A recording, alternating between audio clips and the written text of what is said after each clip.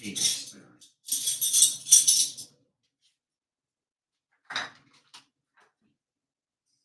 All right, we will start with 1 tablespoon of allspice.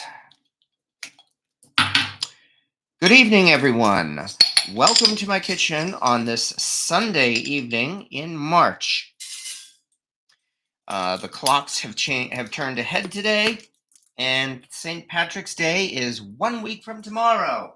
So, yes, I'm actually late, and that's one reason why I've decided to do this on a Sunday evening instead of waiting until this Wednesday.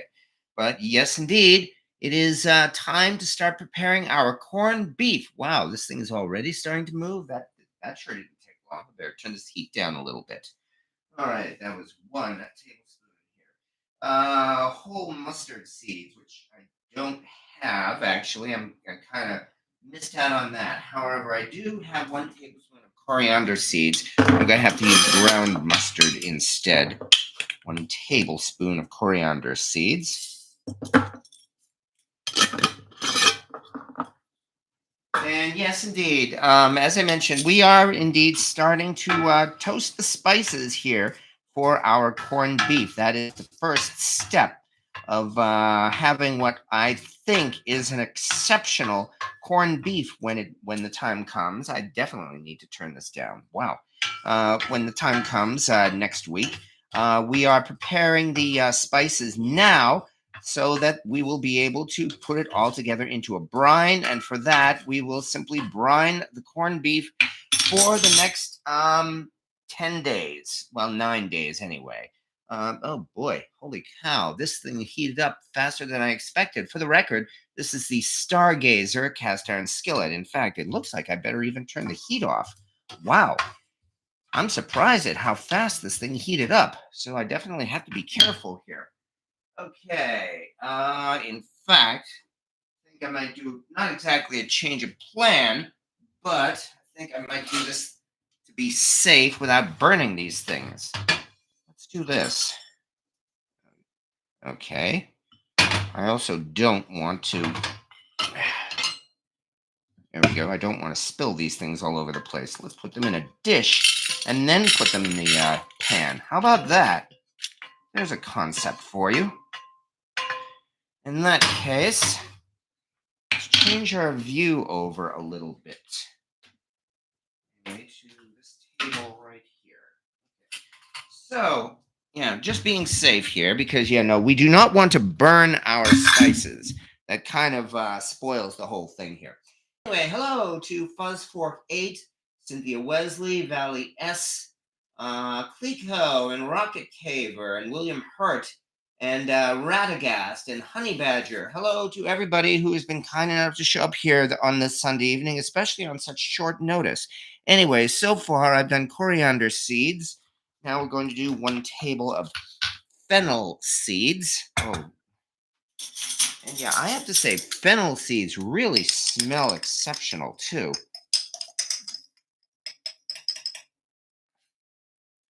So I'm definitely looking forward to toasting these things. Yes, I've done that before. Oh, I did forget the red pepper flakes. Let me dig that out. I had everything.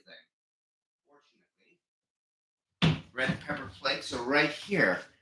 Okay, and this is tablespoon of red pepper flakes. Nice and simple. So far, we've just had to do a tablespoon of everything. All right. Nothing difficult so far. Next, 1 tablespoon of whole cloves.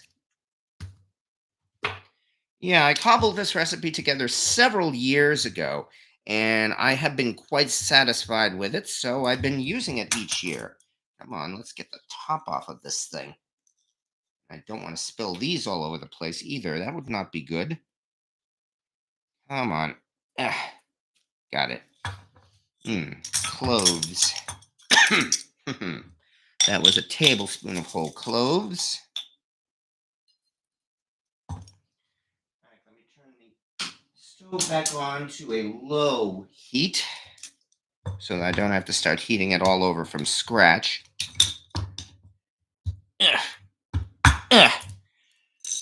All right, once I have these things in the pan, I'll have a little time, fortunately.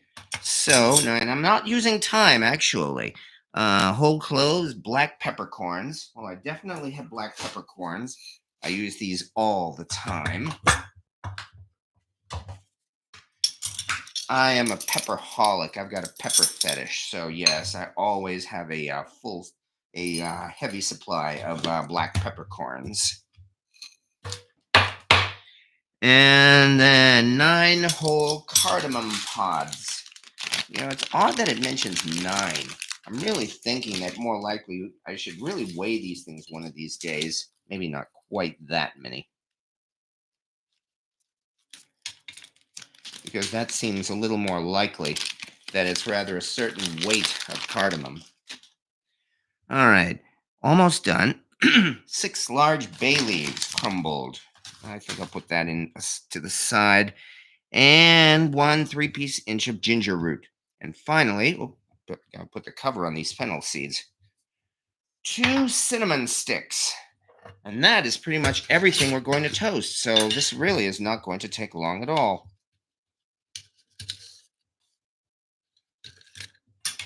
All right. There we go. And this is the first part. Whoops. My mouse. This is the first part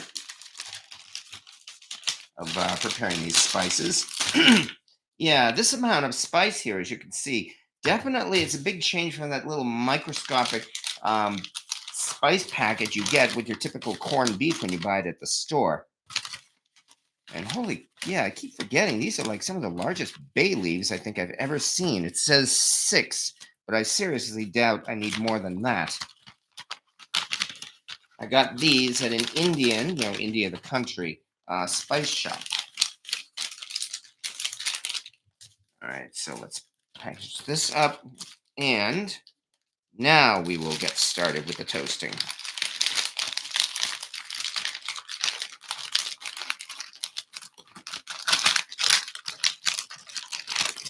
Thank you for your patience, everyone. Despite all this is really not going to take long. Yeah. Yeah.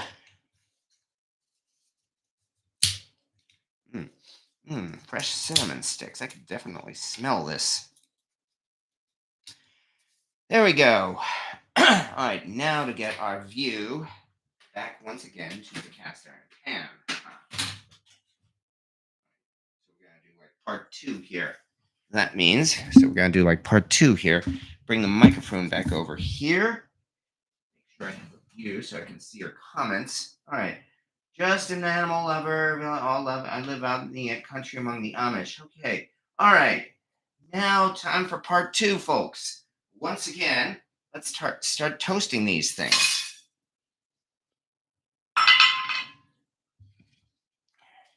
Most of these spices are pretty easy to get. I mean, even if you can't find them at your typical supermarket, it shouldn't be too hard to find them at other places these days. Like maybe you have a place that tries for more variety, like Aldi or Ocean State Job Lot, if you have that in your area of the country.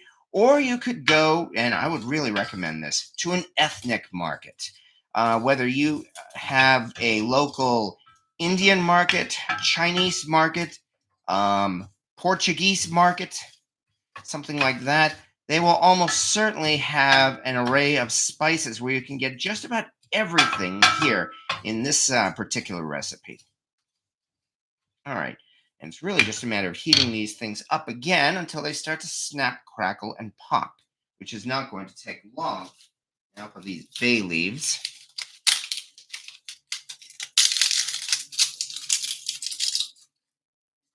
And then finally, let's see, I also have some chopped up ginger. Now, I did not peel this ginger because we're actually not really going to be eating this.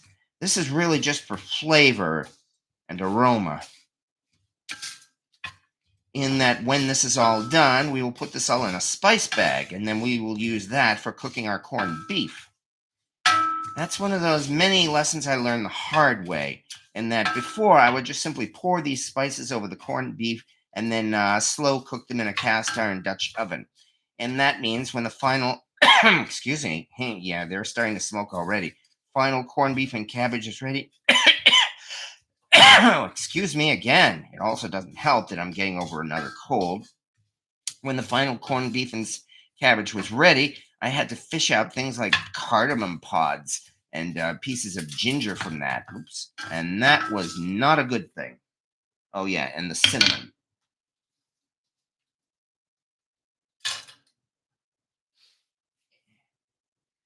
Anyway, the whole point of toasting the spices, of course, is really to enhance their flavor. Oh, here we go again. Holy cow. I'm trying not to be coughing all evening. You know, this is the same thing essentially as the Maillard reaction, the one that you get, the reason why you want to sear your meat before before actually cooking it. It produces a chemical reaction on the surface that results in more flavor. So it is with these spices as well. And I have learned from experience, although maybe it might be faster because of this particular pan, that it seems to take maybe about 10 to 15 minutes or so before these spices begin to snap, crackle, and pop, at which point they are definitely ready. I'd better get another bowl, in fact, for when the spices are ready here. Give me a second. It looks like I forgot a few things. Not this wishes that. Here we are. Okay. Anyway, hello again. Stargazer seems to be the choice of cast iron YouTubes the last few days. Yeah, I've talked about this particular Stargazer cast iron skillet, and that Stargazer was kind enough to send this to me as a promo piece. I will admit that to review. Here we go again.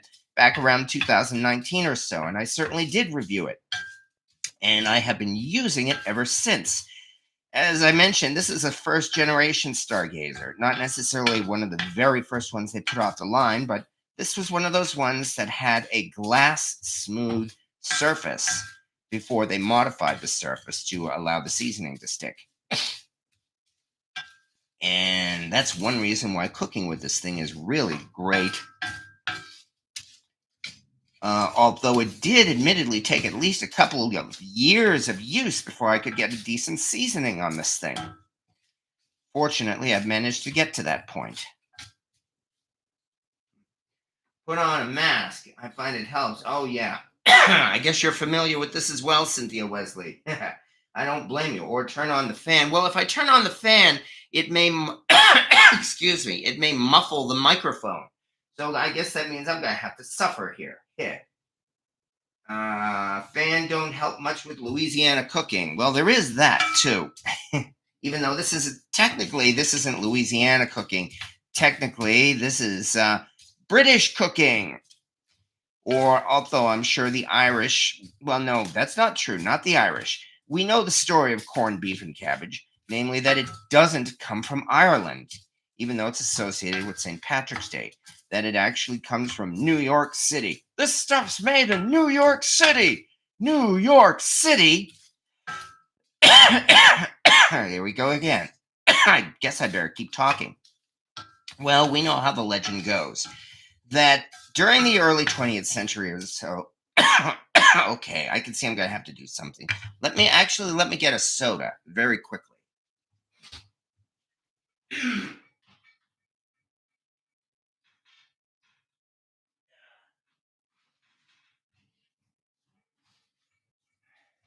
However, it was very helpful for... Holy cow, that aroma is definitely getting intense here. Let me take a swig. That's better.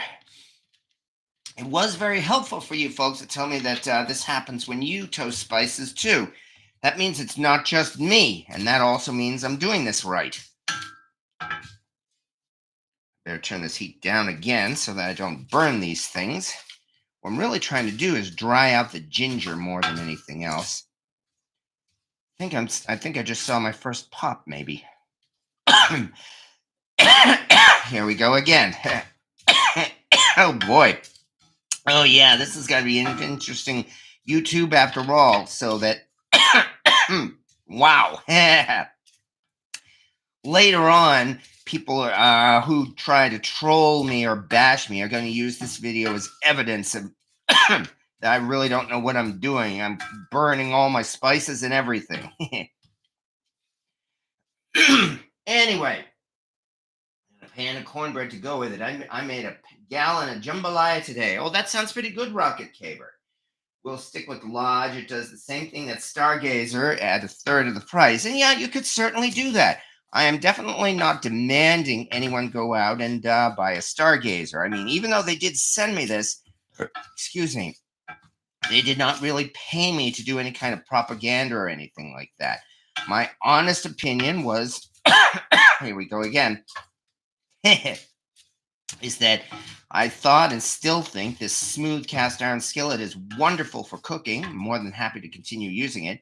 It also helps that the Stargazer logo is pretty similar to the Star of Chaos that I have personal affinity for.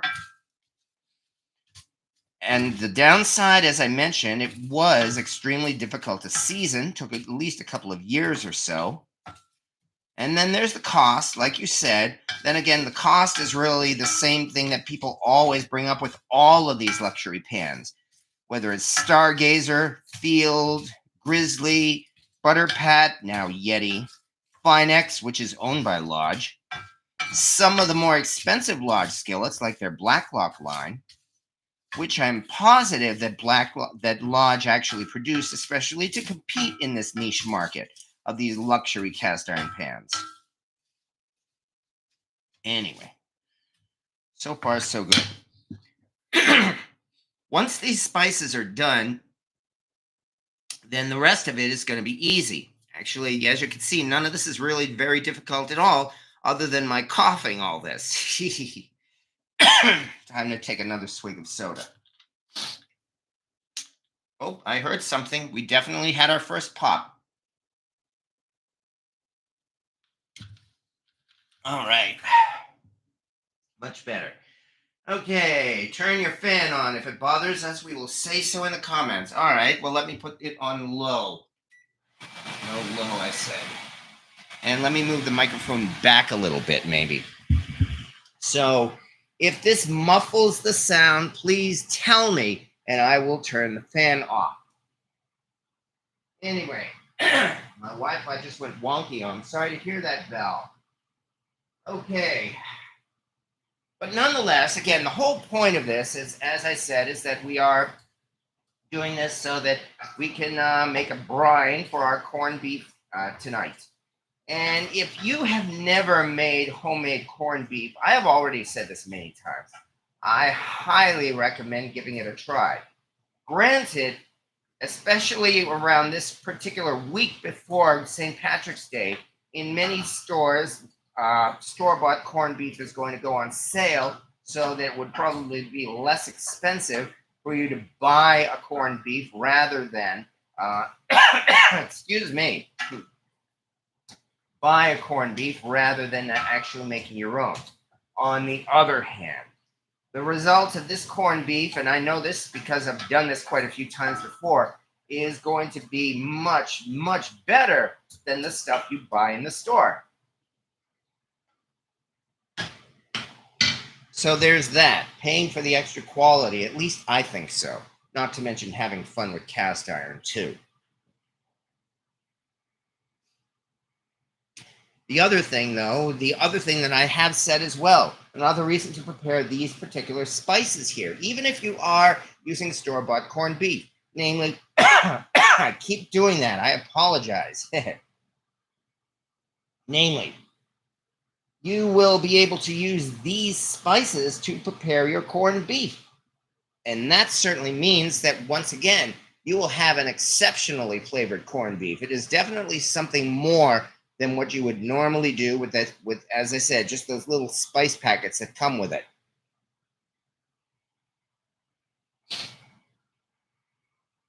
Can't even hear the fan. Oh, well, that's good. I'm glad to hear that. Anyway.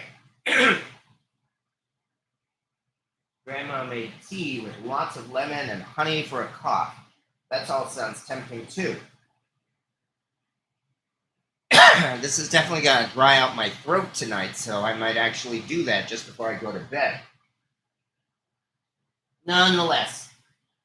Okay, and hello, Fatty Meats too, and hello to everybody who is everybody else who is just showing up here.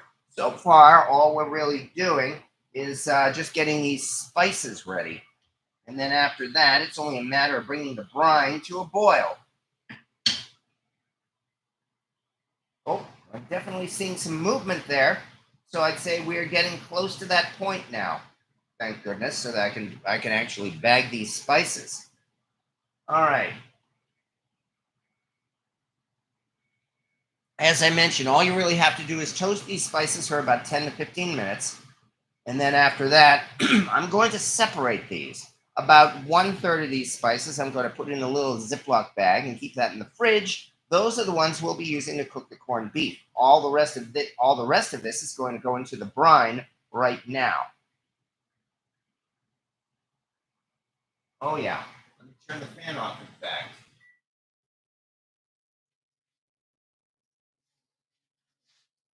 Oh yeah. Definitely starting to hear the snap, crackle, and pop at this point. Let me move the microphone closer if possible. Hope the heat doesn't damage it.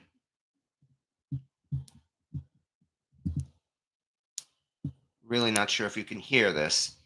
However, I would definitely say these things are done at this point. So let me turn off the heat.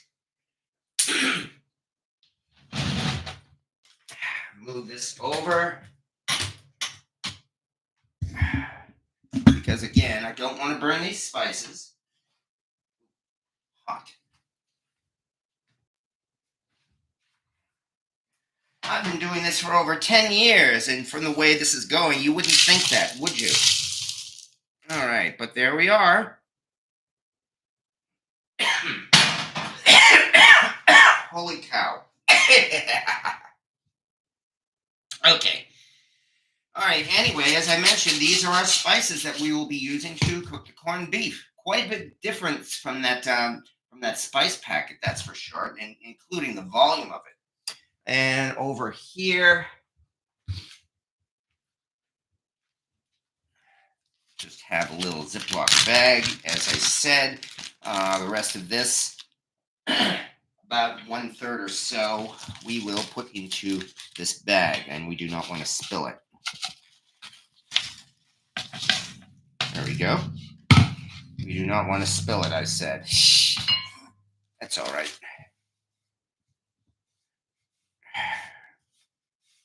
Fortunately, it's not like this is wet food. But here indeed, here are the spices we will be cooking our corned beef in. Oh yeah, and I feel this is definitely hot even through the bag. So as of a week from tomorrow, these will come out of the bag, and I'm going to be keeping this in the fridge. As for the rest of this, time now to head back over this way one more time. Fortunately, I don't need to toast any more spices, but rather we go to part 2. In fact, let me move this stargazer pan over here. Bring out next my favorite water boiler, as I've been saying so many times, the Magnolite Dutch oven. In fact, start bringing up some water here. One other thing, folks, is that I don't want this to last an hour and a half like I've done usually on Wednesdays. So I will reassure you I'm trying to do this as quickly as possible. And besides, we're already well along our way here. Because now we just simply turn the water on, cover the pot, and hopefully that's the last of the coughing. And once this comes to a boil, and I've said already that I love this Magnolite pot for the way it boils water, then we only have a couple of other things to add here. All right. Colcannon is a great way to make mashed potatoes. Oh, yes. Okay. So, yeah, now I can catch up on these comments here, and I appreciate that. Okay, no need to get all choked up about it. It'll be okay. Yes, exactly. I'm gonna check out your stream from earlier tonight. Oh yeah, with Honey Badger. Oh, I guess you made cold cannon earlier tonight, Honey Badger, if I understand right. Hard to believe the bag stuff has that tiny little packet. Yeah, exactly, Honey Badger. That's the thing that I was trying to say in the midst of all this coughing. In that, there we go. Even if you are preparing your own, I mean, even if you are doing store-bought corned beef, I still very much encourage you and everyone to add your own spices to it. This will definitely kick it up a notch, shall we say, and this will turn your corned beef from good to outstanding. Whether you use the kind of spices I'm using here now or your own kind of spices. Like, I'm sure that there are some people who probably use pastrami seasonings, for instance, on their corned beef, as well as people who smoke it on the smoker rather than boiling it, and that is a good thing. I am not going to be boiling mine either. I am going to be slow cooking my corned beef in a cast iron Dutch oven. Hippie Longshanks. I made focaccia in cast iron today on the charcoal grill. Smoked it with mesquite. Ooh, that all sounds good. Right. I always dress up bagged corned beef. Yes, exactly. That's the whole point. I mean, it's not just that this crowd here really knows a little bit about cooking, of course. Um, and I'm not trying to boast when I say that, but I mean, you folks here who have been my friends long enough, in general, you know your stuff when it comes to your working your way around the kitchen. Even if we're not professional chefs, and I definitely am not. Just took another swig of soda. We know enough, at least, for things like, well, like for instance, making corned beef and cabbage, or cold cannon, for that matter. But yes, colcannon is a nice, simple dish. It's colcannon is really like the epitome of what they say British food is supposed to be. You know, food in the British Isles, including Ireland. Typically, they say again, they say that you boil the hell out of everything, and colcannon is certainly one example of that. On the other hand, I like to dress up colcannon, and I call it extreme mashed potatoes, especially to appeal to kids, because really that's essentially what it is. It's potatoes, cabbage, onion, and meat. Those are the basics anyway. You boil it all together. Well, you don't boil the meat with it. And then you mash it all together. And the result is you've got this green slime like stuff mixed in with your mashed potatoes. And of course, it tastes great, especially if you add your own like things to it. You know, like if you spice up your mashed potatoes, for instance, with things like barbecue sauce or anything like that. I'm a home cook because I'm cheap. Yeah, that you speak for all of us, Fuzzfork 8. I have no doubt about that. I never polish mine. It's a regular on the stove. Do y'all? Huh. Um, it's been a few years now since I polished my Magnolite skillet, and it's definitely lost some of its luster, although I still do use it practically every day.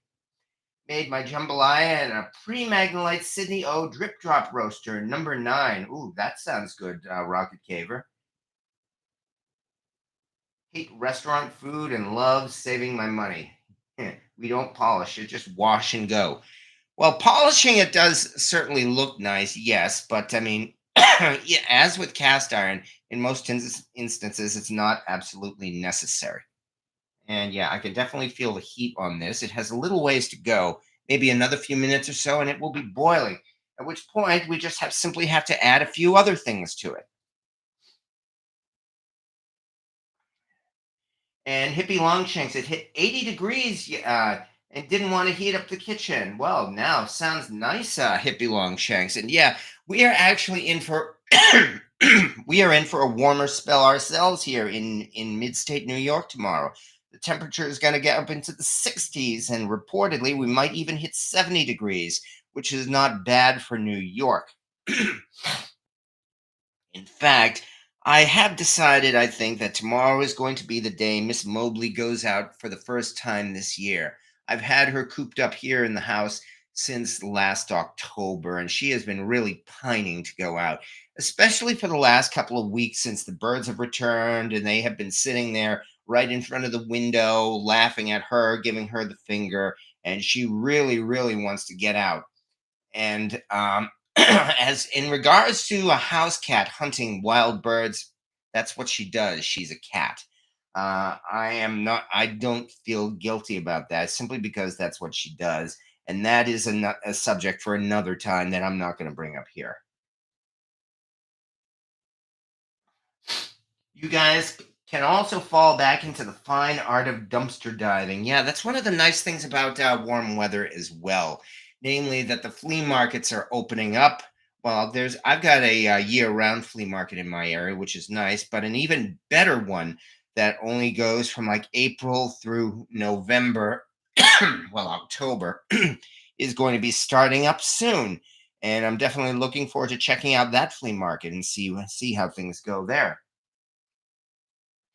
Beware birds and chipmunks. Well, Miss Mobley, I mean, she's always been more of a shy cat.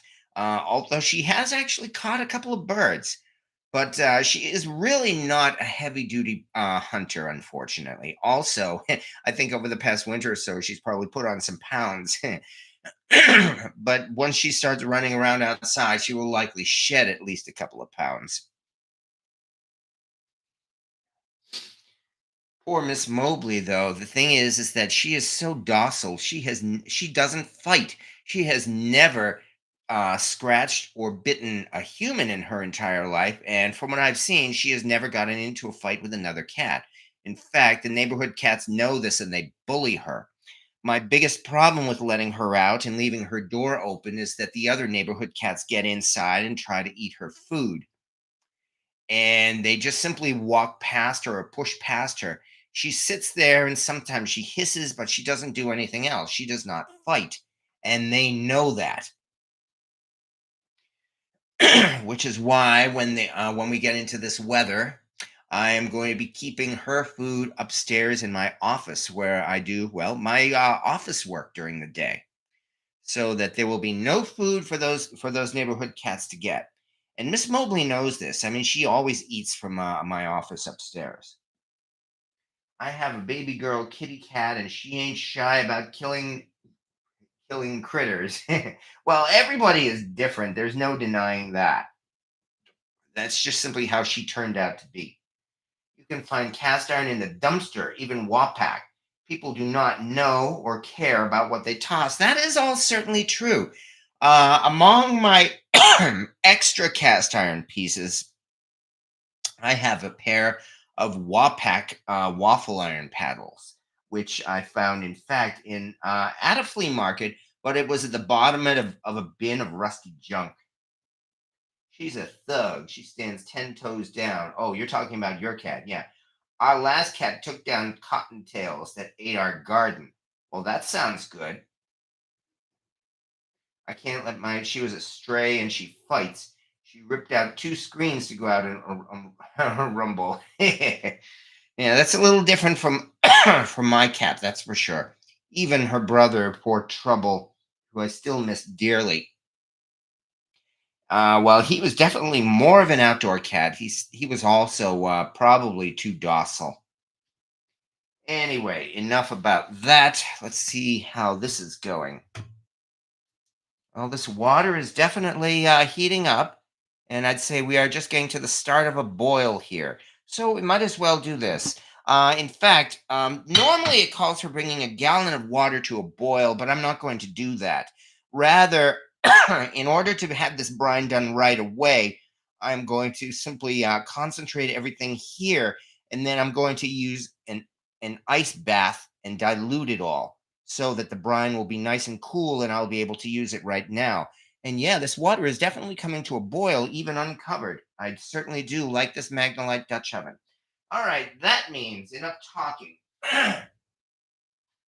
Well, not enough talking, it seems like for me. Okay, we now get to the next part. From here, we get to do 2 cups of kosher salt.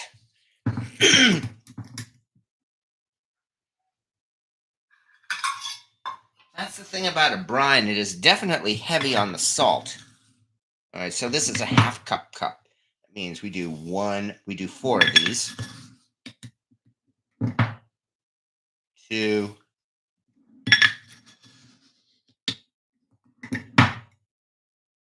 3, and 4. And to this, in turn, we're also going to do half a cup of brown sugar. Here's the brown sugar.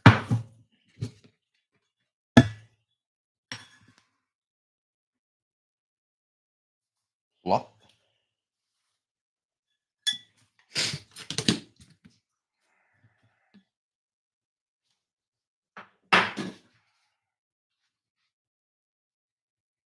And from there, the rest of the spices. Although I think I should try dissolving this sugar and salt before I add the spices.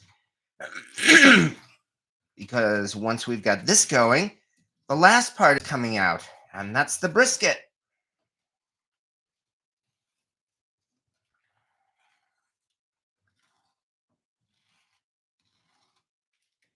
Things are looking nice so far. All right, that means here go the rest of the spices. There we go. That should definitely cut down on the coughing now.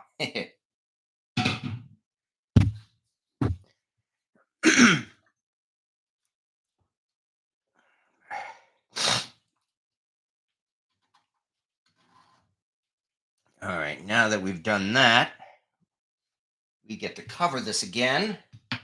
Let this thing boil for a little bit. And we're going to move to the next part. Too many coyotes around here to leave cats out too long.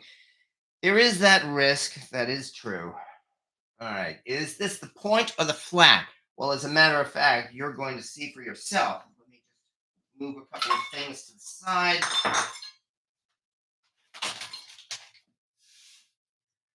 And now,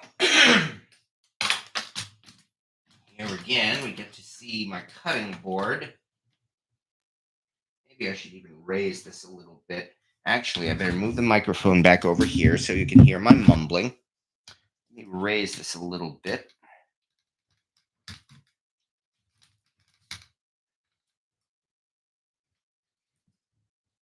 There we go. That's a pretty good view because now I get to go into the fridge and bring it out. Here it is. And plop.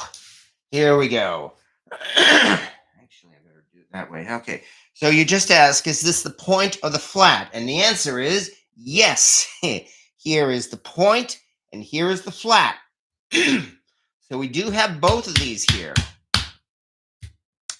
Especially since I'm doing this in only about another, since I'm trying to get this done as quickly as possible so that we can do our corned beef a week from tomorrow.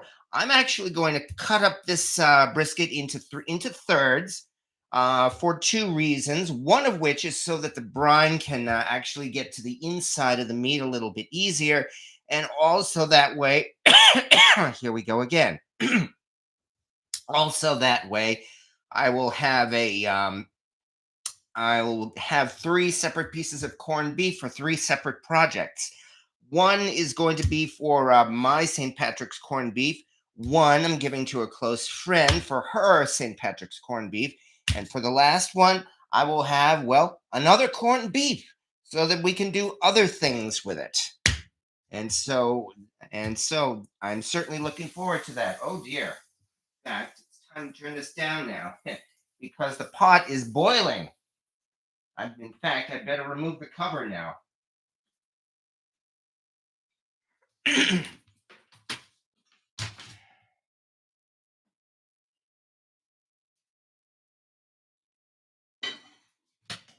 Yeah, this pot is definitely boiling now, so we are doing pretty good here. All right. That means, now that we've done that,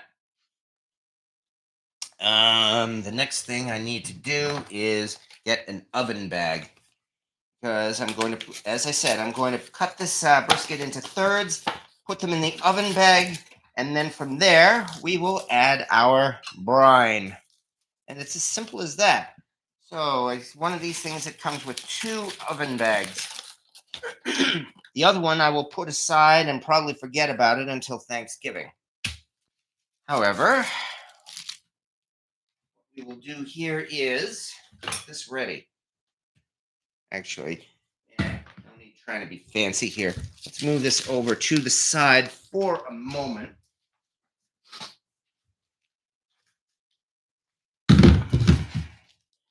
Probably raise this now a little bit more. This is just a big plastic container, obviously, that I bought at Dollar General. In fact, I think I bought it a couple of years ago, no less.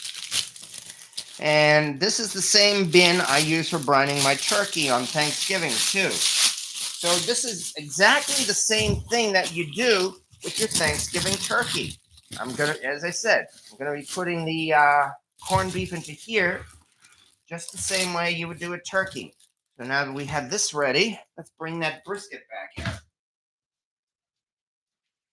All right, plop. And best of all, this is a rare occasion for me to bring out my 12-inch chef's knife, which is something very special to me because this was like a 50th anniversary present. I discovered this on my trip to New York for my 50th birthday. I said I was cheap. Meatloaf will be my corned beef sandwich. And well, thank you very, very much, Hippie Longshanks. Thank you for the donation. I'm very, very flattered. I have not been asking for donations. I won't say no, but thank you so much. Anyway, okay, he's seasoning my light bill. Shit. All right, let's do this right. That means, as I said, I wanted to split this thing into thirds. So here we go. One. That's the nice thing about having a sharp knife is that I can do this.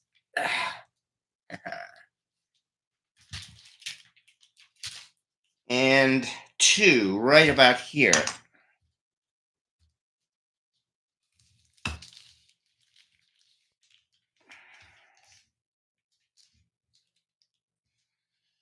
There we go. That wasn't so hard. Now I better put this knife to the side.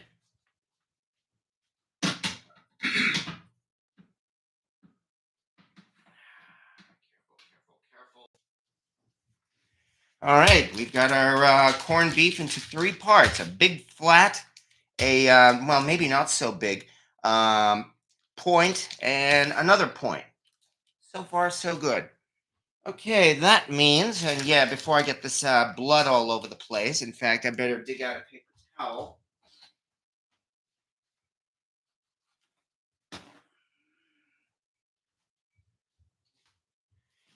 Okay, I guess it's time to start getting this into the brine, or into the, yeah, exactly, into this container here.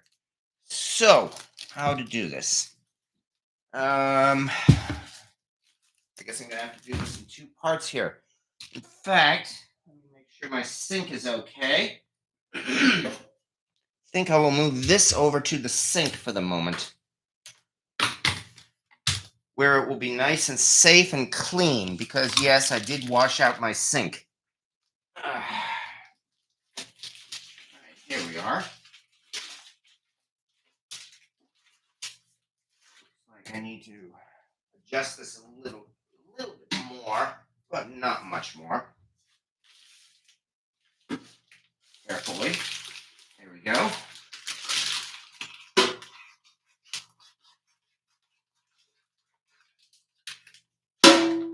There's one. And looks like this one's practically cut already. There's 2. There we go. 3 pieces of beef brisket. All right, meanwhile, over here, things like this demonstrate that I'm not a professional. The fact that I now have blood all over my counter here. That's all right. Let me dig out another paper towel.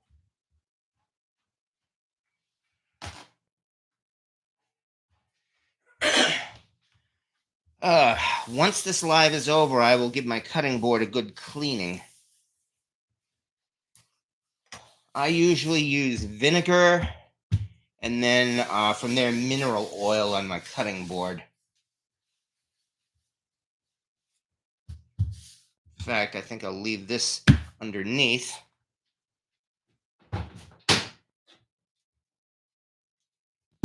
Because yes, I do clean up my mess, including disinfecting.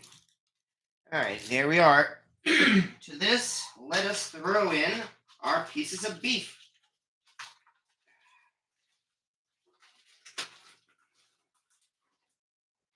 Here comes the flat.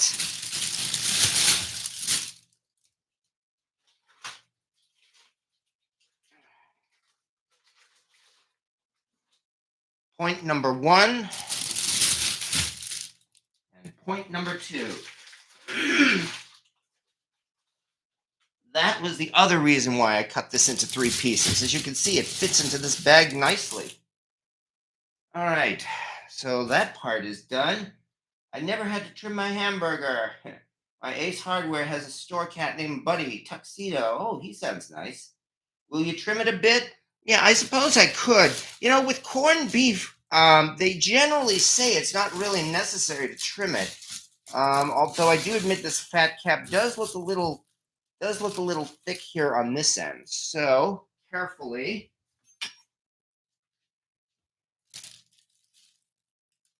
Carefully, I do not want to cut myself.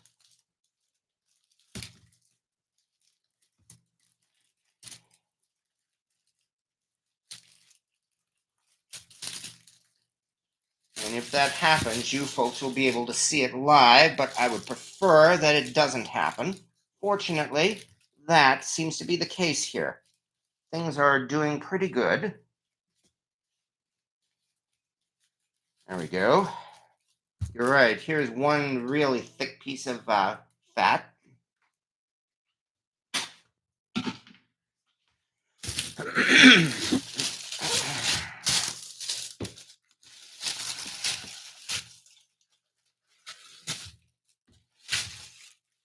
And nice and careful here.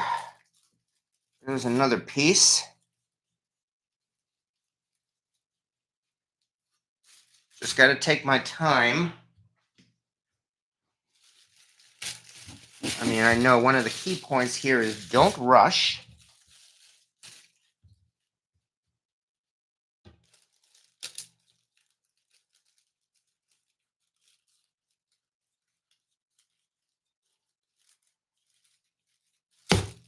There we go.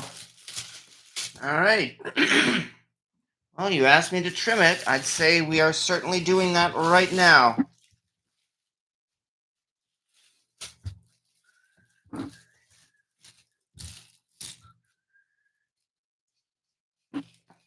I've seen some of these chef reaction videos to people who make their own, who do their own cooking videos and usually do a pretty lousy job.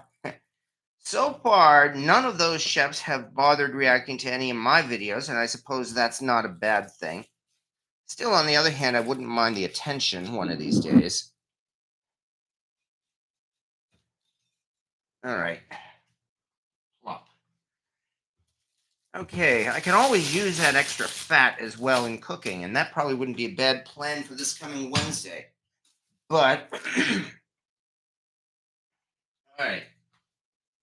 Turn off this heat here over there on the stove. All right, because we've done this much, let's move this aside. Because I've got one more thing to start playing with. Namely, ice. As I mentioned, I'm going to cool off the brine. So,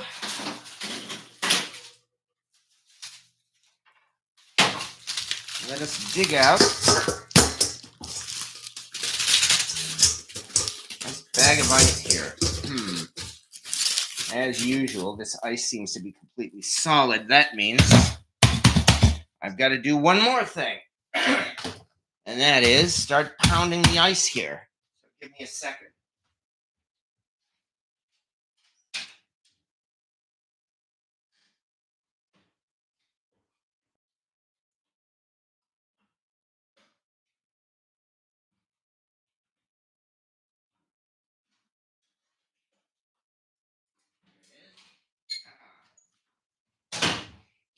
do this every year, I always forget about this part. But the nice thing about chopping up this ice means that I can bring out this little treasure here that I discovered several years ago. In fact, I discovered it at the flea market right here in Binghamton.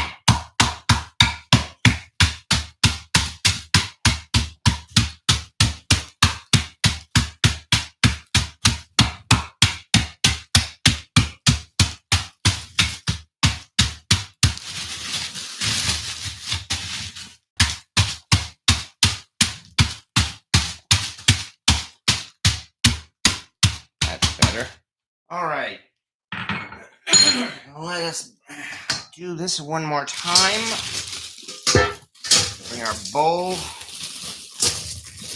and fill it with ice. We're supposed to have about a gallon of brine here, but I think considering the size of this particular corned beef, maybe a little more wouldn't be a bad thing.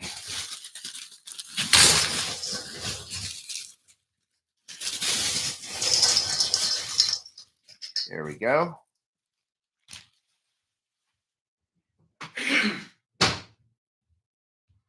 All right.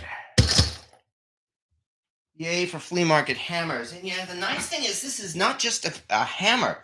This actually has a logo here that says Losey Manufacturing Company, Silver Grove, Kentucky. And it says combination tool, patent August 8, 19, I think it says 28.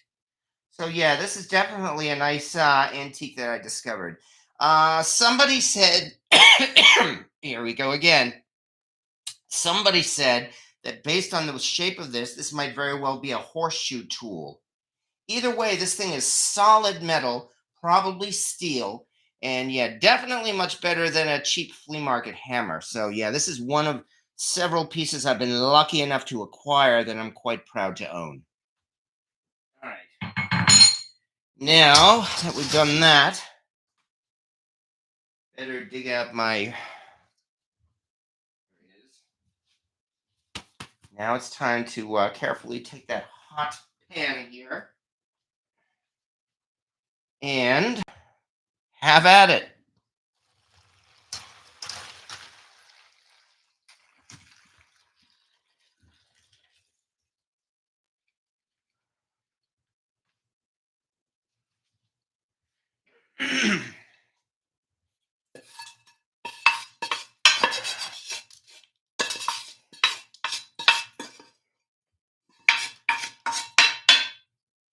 There we go. And in fact, if you do this yourself, folks, it'll take you a lot less than the time that I'm taking here. It's taken me almost an hour to get to this stage, but that's partly because I am talking my way through every single step of this. And so it is taking much longer than it might take you to do without a camera. I would expect that you could be at this point in probably a little more than half an hour. Ooh, it worked. Yeah, all of this ice here, even though that was boiling, this is definitely cooled down the brine here.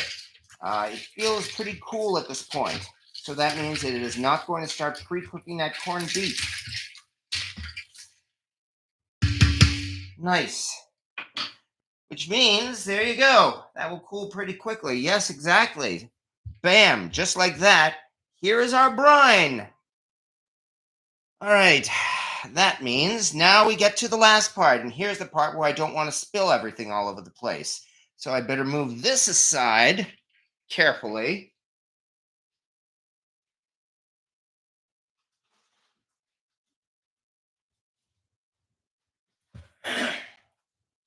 Bring back the corned beef once again in the brining bag.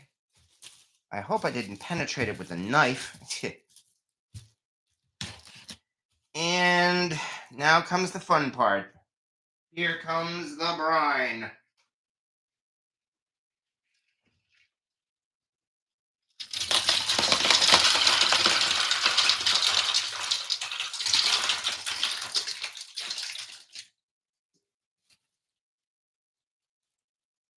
Ta-da! Look at that. We got it all in the bag.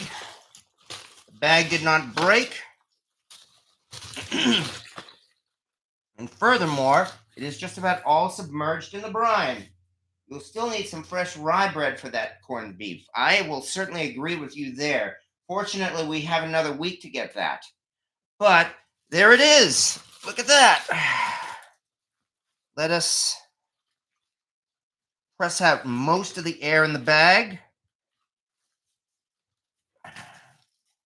And here we do a twist and tie.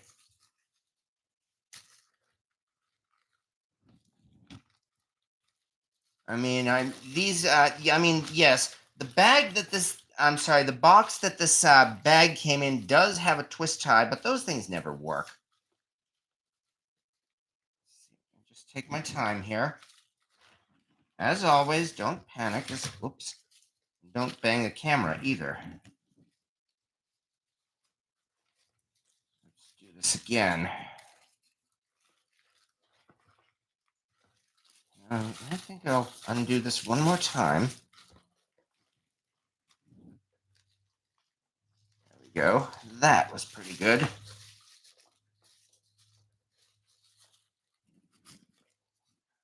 Now I think I'm getting somewhere. Ha-ha!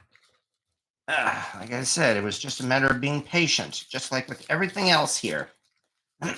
Patience is definitely a virtue because, lo and behold, we have it.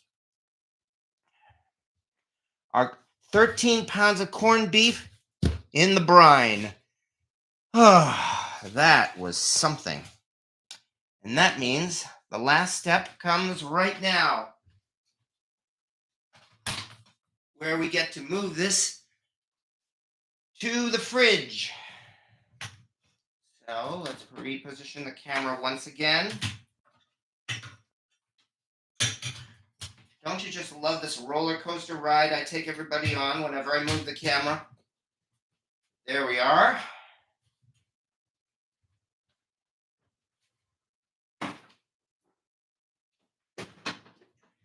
Ugh, 13 pounds. This is still something. In fact, I made one mistake. Move these things over here. There we go. Now we're good. And we're in.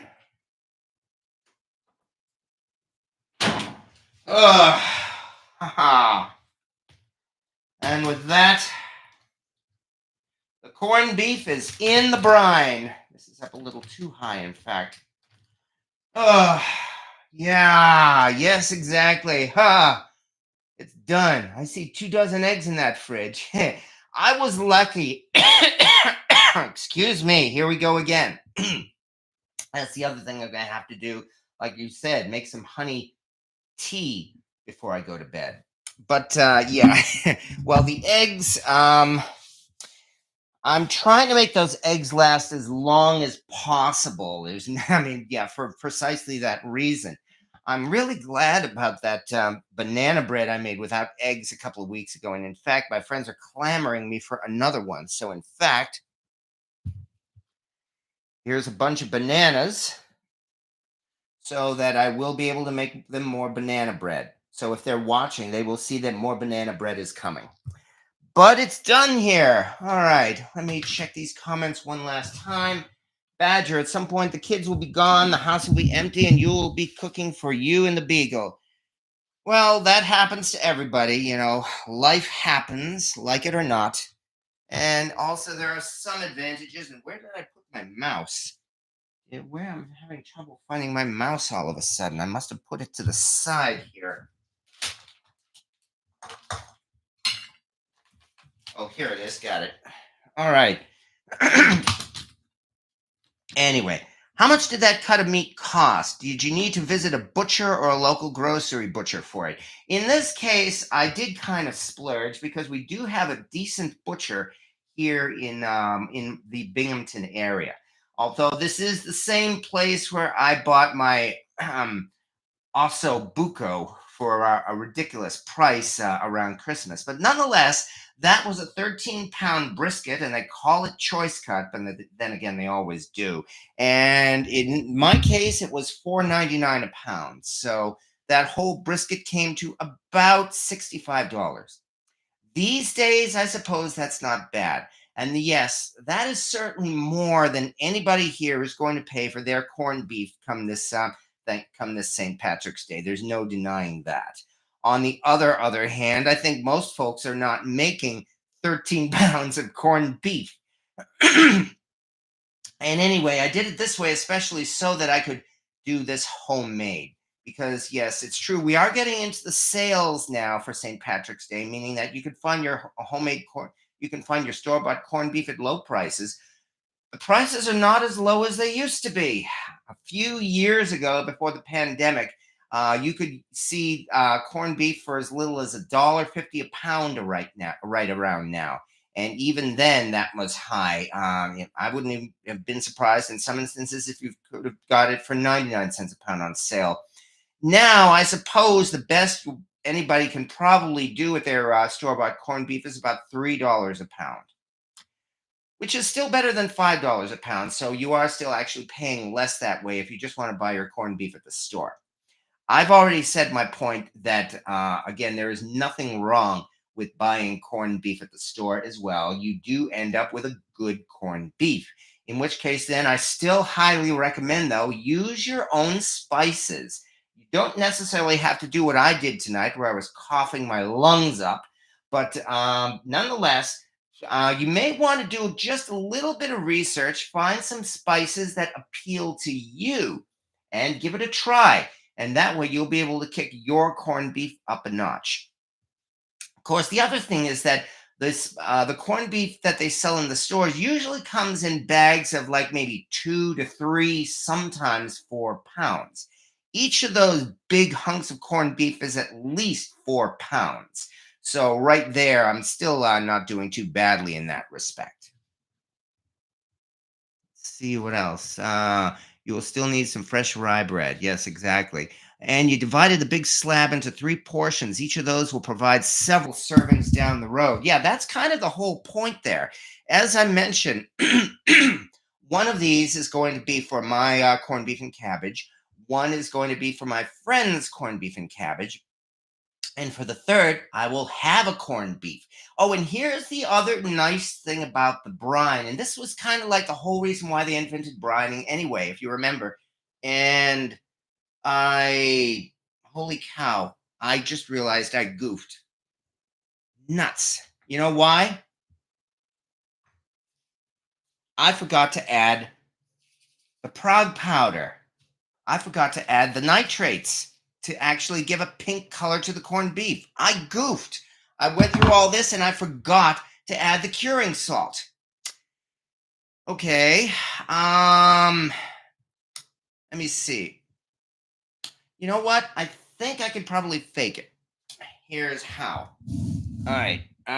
Besides, it's only a small amount anyway. So what I think I will do is I will make a slurry. Now, for this particular recipe, I only need to use about 4 teaspoons of the curing salt. So let's bring this down a little bit. I can see we're not quite done yet. All right, I'll answer your question in a few minutes, Sam Ostroff. As I mentioned, okay, and why are we doing this curing salt these days anyway? Because without this, you will not have the pink color to the corned beef. So that's not a bad reason to continue doing that, even these days. Where did I put my...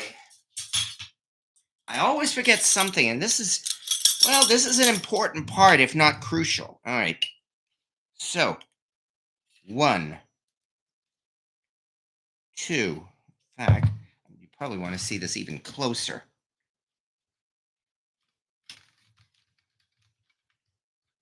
That's 2 teaspoons so far. 3 and 4. And like I said, I've done this for a number of years now, so just that small amount of curing salt has been enough to give a pink color to that huge amount of corned beef. Now for this, I think I'll throw in a little bit of water and just make it like a slurry, or try to dissolve it a little bit.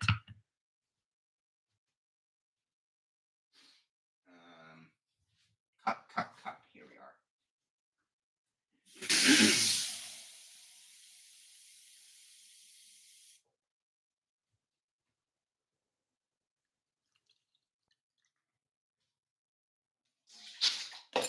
So yeah, I'm cheating. I like to think I probably am not the first person to do this. All right. If you don't use the curing salts, it will go bad after a few days in that water. Yeah, that's another thing. Well, no, in the refrigerator, at least, it will still last for as long as it needs to, at least for the next week or so. I mean, that was the whole point of the curing salt and the whole point of doing the brine of corned beef, in fact. It's meant as a preservative so that it doesn't spoil. Because, again, this was invented probably centuries before they started, before they invented refrigeration. So something like this, that's really one reason why they do that. All right, it could get rough this year, so stock up on canning goods. That's certainly possible. All right, that means I'm going to have to get that thing back out of the fridge. All right, let's move these things aside. Let's move this to the side so I don't spill it. Pull the camera back up. Yeah, this is definitely what I mean, that for you, it'll take a lot less time than this. It's been over an hour. However, on the other hand, I was expecting to be ready to wrap up now, but we've got one more step to do. So, bring this back out of the fridge.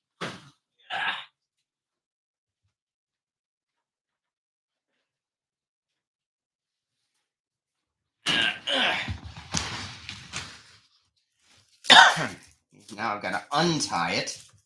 Okay. And I want to do it in a manner that won't break the bag. I do have another bag, admittedly. So give me a couple of minutes at least to decide whether I might simply need to use the other bag. I'm already starting to think that might not be a bad idea. All right. The only substitute for curing salt I know is celery salt, but I don't want a celery forward tasting corned beef. There is that. There are folks as well who use beet, BEET, beet juice to give their corned beef a pink color.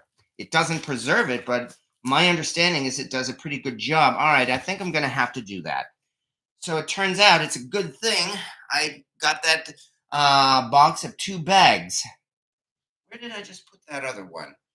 I just had it here. Oh, I think I put it back, in fact. I put it aside. I know that. It's got to be right here in front of me.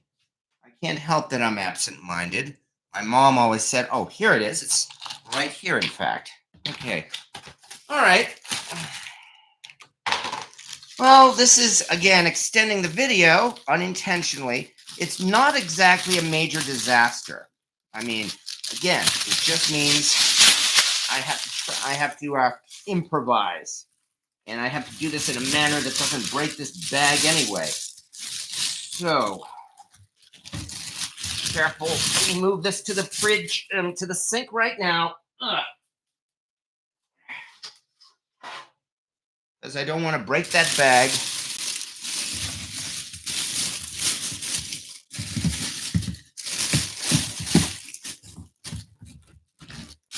I think you got a better view this time than the last time.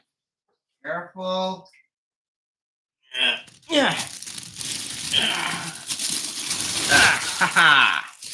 There we go. Yeah, probably easier than struggling to untie this thing.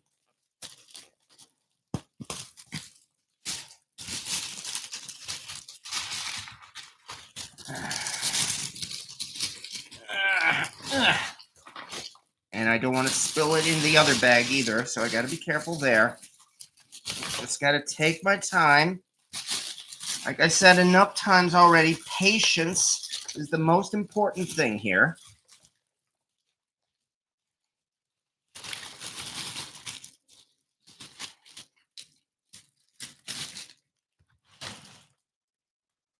up a little bit for you. There we go. There we go. Here's the bag. All right. And it does not look like anything really spilled here. A piece of ice and that's it. Which means, adjust this a little bit. And now, point, there we go, right about there in the back. Let's pour in our dissolved curing salt. There.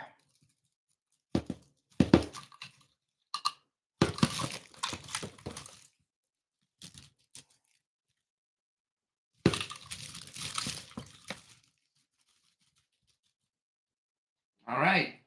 That means now, of course, I have to mix it around. Slush, slush, slush. And again, I don't want to break the bag.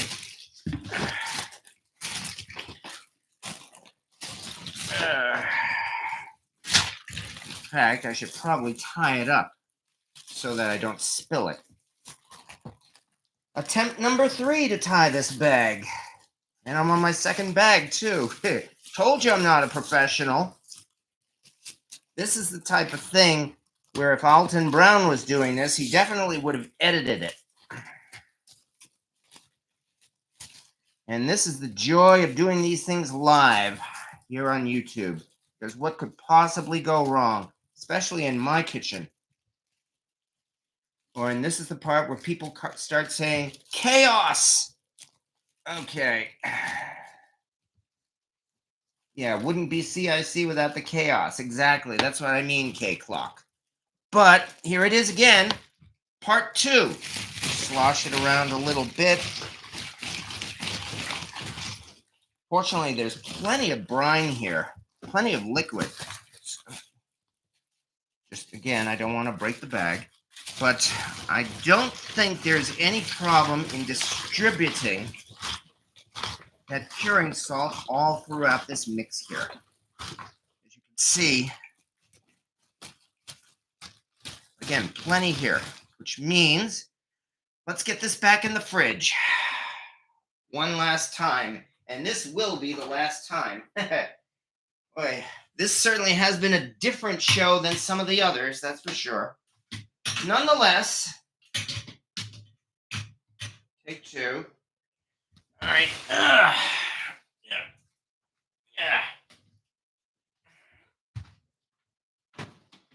There we go. Finally.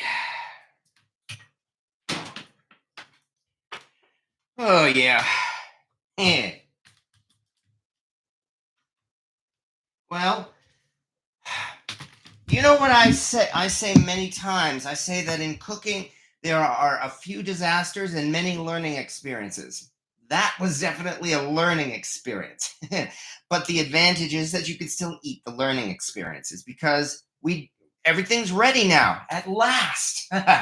It's all there. And that's really what I was going to say when I just realized that I had forgotten the curing salt.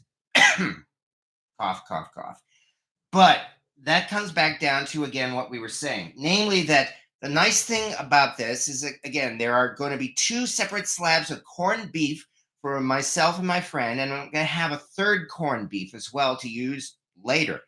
And because this is, in fact, in a preservative brine, complete with the curing salt, I have previously left that last slab of corned beef there in the brine without taking it out for at least a month in the fridge, and I have had no problem at all with that.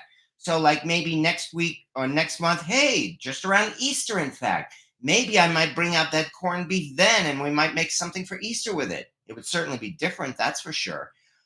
Also, since now that I'm thinking of it, since my since my new family, they don't eat pork. Well, some of them don't eat pork. Having a corned beef on Easter might be interesting. So there's a possibility. All right, gather up lids early, guys. Yes, indeed. Namely, as you said, things may very well be getting tight, and you never know what's going to happen now. Yeah, tell me about it. I'm not going to get into that. I had a little, as you know, I got into a little argument over politics on my Facebook page about a week ago. and I'm not going to bring it up here. I'm keeping that strictly on my Facebook page. However, smoke detector was a thrill. Yeah, believe it or not, despite the way I was coughing up a storm here, the smoke detector never went off, so that's a plus as well. Smoke detector really spiced up the video. Anyway, bring that back to that mouse. All right, like a lye tank for beef. That's exactly what this is, Greg Hart. I mean, if this is new to you, I'm hoping, if nothing else, this again, I have been saying again and again and again, give this a try. The first time I made my own homemade corned beef, I was blown away. And that's why I love doing this every St. Patrick's Day. Even though there is more effort and arguably some more cost involved, I feel it's certainly worth it. And as you can see, it's really not that hard. Unless you screw it up like I did, where I had to take it all out and then mix in the curing salt. I mean, really, this is no different than brining your Thanksgiving turkey. You put those spices together in the brine, you add some salt, brown sugar, and curing salt. And then it all goes together in the bag, and now that bag is sitting there in the fridge. And I don't have to touch it. Oh, one last thing. Many of these recipes for doing your homemade corned beef tell you turn the bag over every day. I never do that. I've been doing this for years now. Literally, once that thing is in the fridge, I set it and forget it. I don't touch it. I'm not going to touch it until St. Patrick's Day. And as I've also said, I've done this enough times that every time my corned beef has turned out with a nice pink color, and of course it's been corned beef. There is not one side of it that's more brine than the other. So I myself don't worry about turning the bag over every day. It's just going to sit there for the next week and everything is going to be fine. And I'm speaking from experience for that. Nonetheless, there we go. Okay, you didn't screw up. That's normal to forget something. Yeah, tell me about it. I mean, I realize there have all been instances where we've forgotten a crucial ingredient. And so fortunately, this could have been a lot worse. I could have remembered the curing salt next week, for instance. All right. Nobody can succeed unless they try. There is that. So, however, if nothing else, I missed the smoke detector. Hey, set off your own smoke detector. You're doing your videos now, too. You can set off your smoke detector, okay? However, we're done. And it still took another hour and 20 minutes, but largely because, as I said, it took longer than I expected. Dana bought a corned beef, and I will be toasting some spices to add. Well, there you go, Radagast. That will means you will have an exceptional corned beef minus a lot of the effort I took here tonight. So yeah, you definitely have an advantage. The other thing, and I've said this before, don't boil your corned beef. When St. Patrick's Day comes or whenever you have your corned beef, don't boil it. There are many better ways to prepare a nice corned beef. One way, of course, is to simply slow cook it in a Dutch oven, and that's exactly what I'm going to be doing. I'm going to be bringing out that Lodge USA enameled pot, in fact, and using that for my corned beef and cabbage.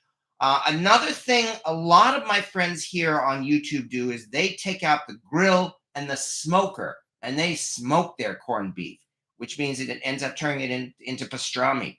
Oh, gee, what a shame. Oh, we're going to have pastrami on St. Patrick's Day. Oh, that's just so awful. So there's the other option. But don't boil your corned beef. You don't have to. Even if you don't have a Dutch oven, get out your crock pot or slow cooker. And yes, I actually said, me, the cast iron guy, I had just said use a crock pot. The point is, slow cook your corned beef. Oh, yeah, and that's one other thing somebody asked a little earlier in this video. The difference between the point and the flat. The flat actually gives you, when it's cooked in some ways, it gives you like more tender or more flavor. However, if you slow cook it, that really doesn't matter so much. I typically slow cook my corned beef for several hours. As a result, it's because it's very, very tender. So even the point will work just fine. And as such, I really don't mind if anybody wants to save some money at the supermarket and just buy the point cut, which is cheaper rather than the flat cut. You will still get an exceptional corned beef if you take these two steps. Add your own spices and don't boil it. And that is really about all the advice I can give at this point, because beyond that, tailor it to your taste. After all, you and your family, you will be the ones eating this. And it's great. I mean, I love corned beef, and I'm sure everybody else does. So if you do it this way, you'll have an even better corned beef. The very first time my daughter made biscuits, she forgot the baking powder. Yo, yeah, I know that feeling all too well. And thank you very much, Clico. Yeah, exactly. I wanted to share the brine largely because, well, again, I have a lot of fun doing these live videos here. I've said that enough times because they're a lot of fun for me, even when I mess up like I did tonight. So yeah, the annual corning of the beef is always a great time. And thank you very much, Val's Black Cats Rules. And still learning new stuff, Cynthia Wesley. I'm still learning new stuff. I'm an amateur. I'm not a chef. I'm not a professional. I'm probably going to be learning new stuff all my life. But thank you very much, Fuzzfork8 and Radagast and Bob the Builder. I did enjoy this one. Well, thank you very much, Bob the Builder. And Joe Brown, hello to see you. And Greg Hart, yeah, so can't wait until St. Patrick's Day. And Val's Black Cats Rules. Don't forget to thumbs up. Well, thank you again, once again, to everybody. But yeah, it's Sunday evening. Everybody's heading back to work tomorrow. Oh, boy. And, well, a new week is starting. The clocks are turned back. It's going to be dark when we wake up tomorrow, but when we come home from work, it's not going to be in the darkness. So there's a plus right there. And furthermore, spring is finally on the way. Oh, thank goodness. And that's another good thing to think about when it's time for St. Patrick's Day. We are finally getting into spring. So everybody just have a good evening now. And as I said, get ready for another week. Prepare your corned beef one way or another. Get through another week and we'll all have fun. And I'll see you this coming Wednesday on Cast Iron Wednesday. Have a good evening, folks. Good night.